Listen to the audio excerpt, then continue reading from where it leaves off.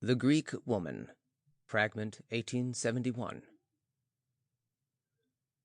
Just as Plato from disguises and obscurities brought to light the innermost purpose of the state, so also he conceived the chief cause of the position of the Hellenic woman with regard to the state. In both cases he saw in what existed around him the image of the ideas manifested to him, and of these ideas, of course, the actual was only a hazy picture and phantasmagoria.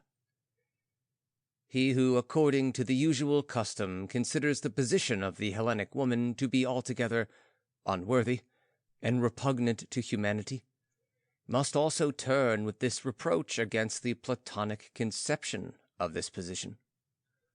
For, as it were, the existing forms were only precisely set forth in this latter conception. Here, therefore, our question repeats itself. Should not the nature and the position of the Hellenic woman have a necessary relation to the goals of the Hellenic will? Of course, there is one side of the Platonic conception of woman which stands in abrupt contrast with Hellenic custom.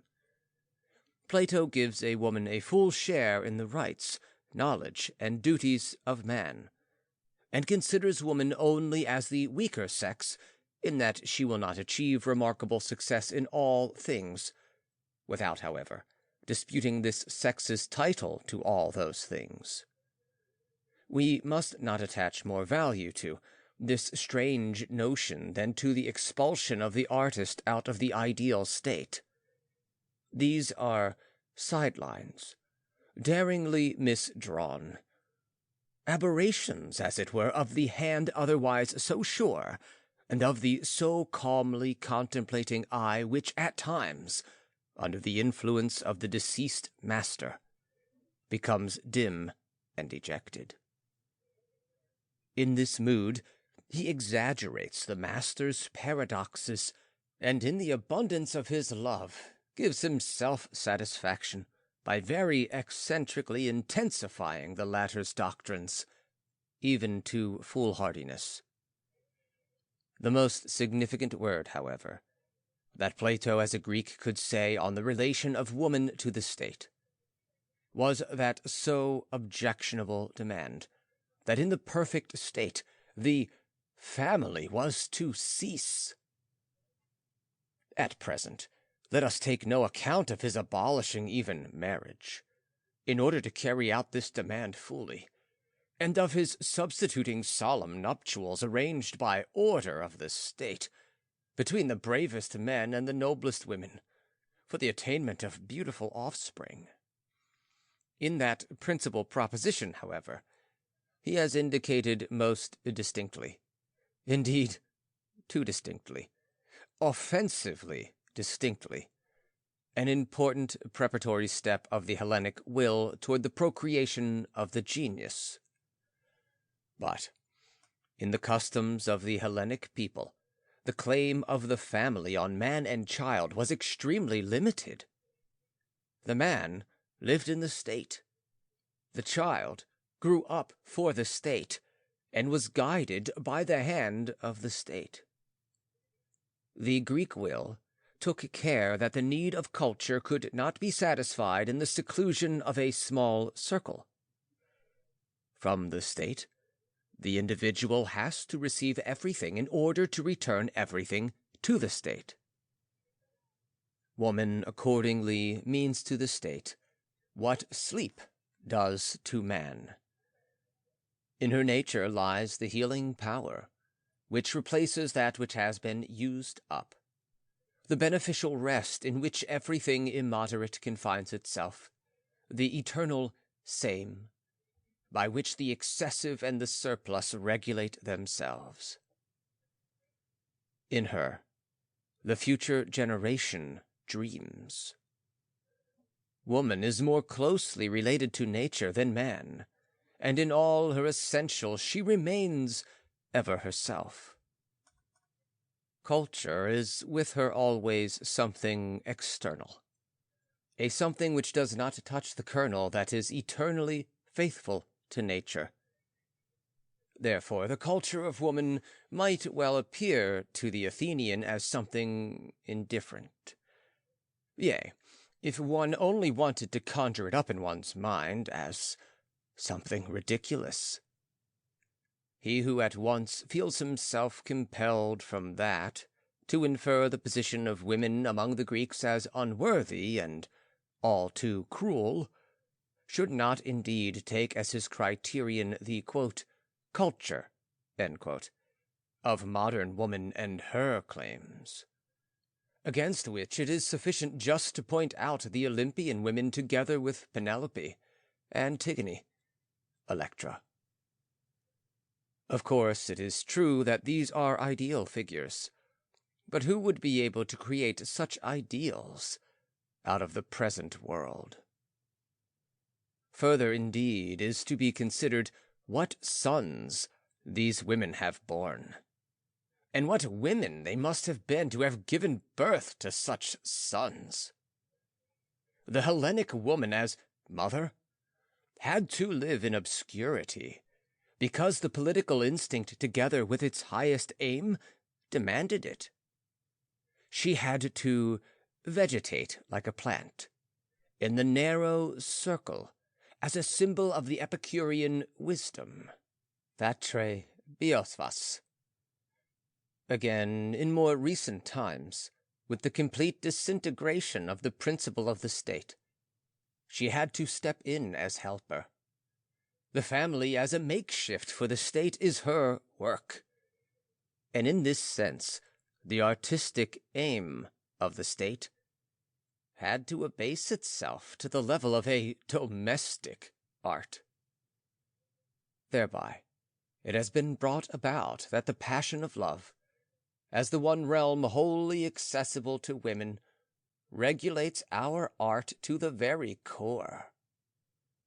Similarly, home education considers itself, so to speak, as the only natural one, and suffers state education only as a questionable infringement upon the right of home education.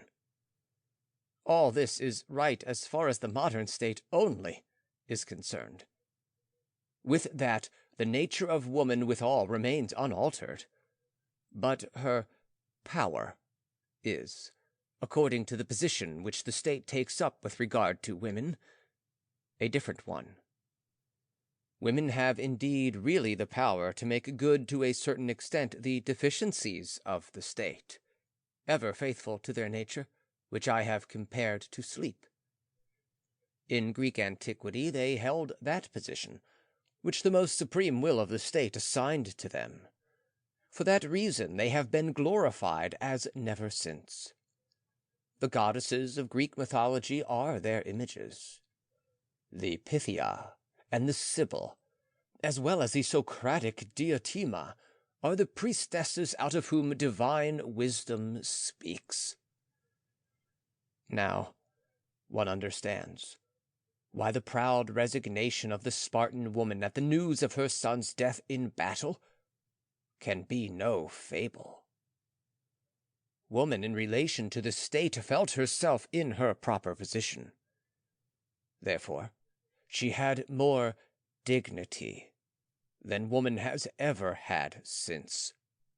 Plato, who through abolishing family and marriage still intensifies the position of woman, feels now so much reverence towards them, that oddly enough he is misled by a subsequent statement of their equality with man, to abolish again the order of rank which is their due, the highest triumph of the woman of antiquity, to have seduced even the wisest.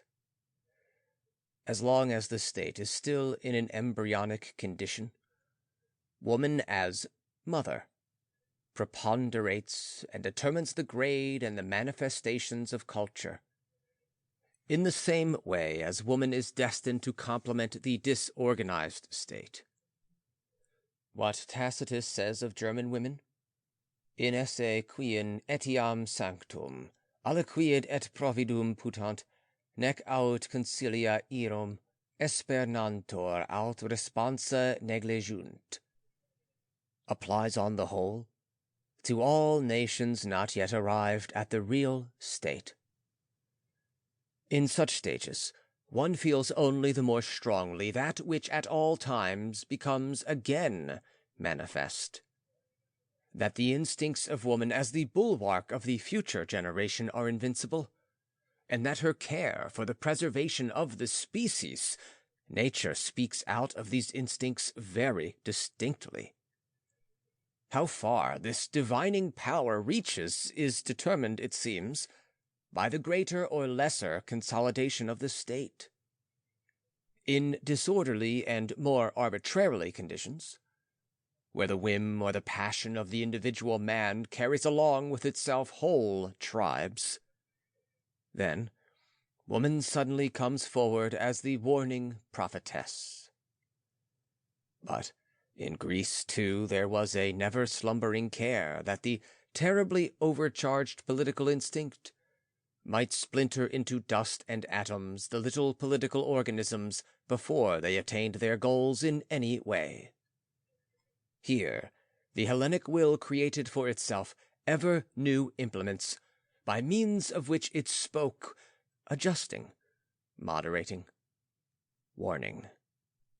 Above all, it is in the Pythia that the power of woman to compensate the state manifested itself so clearly, as it has never done since. That a people split up thus into small tribes and municipalities was yet at the bottom whole, and was performing the task of its nature with its faction, was assured by that wonderful phenomenon, the Pythia and the Delphian oracle. For always, as long as Hellenism created its great works of art, it spoke out of one mouth, and as one Pythia. We cannot hold back the portentous discernment that to the will individuation means much suffering, and that in order to reach those individuals, it needs an enormous stepladder of individuals. It is true, our brains reel with the consideration whether the will, in order to arrive at art, has perhaps effused itself out into these worlds, stars, bodies, and atoms. At least it ought to become clear to us then that art is not necessary for the individuals, but for the will itself. A sublime outlook, at which we shall be permitted to glance once more from another position. End of section 2. Recording by John Van Stan, Savannah, Georgia.